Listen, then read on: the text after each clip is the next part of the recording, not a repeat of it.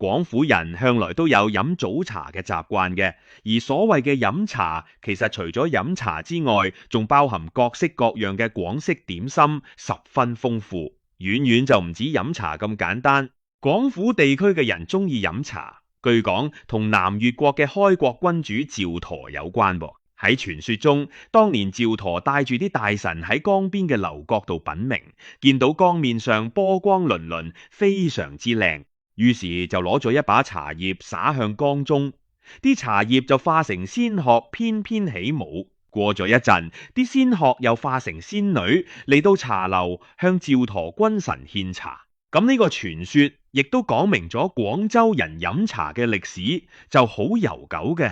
而關於飲茶嘅禮儀，仲有一個古仔添。相傳清朝乾隆皇帝到廣州微服出遊嘅時候，就同貼身侍衛去茶樓飲早茶。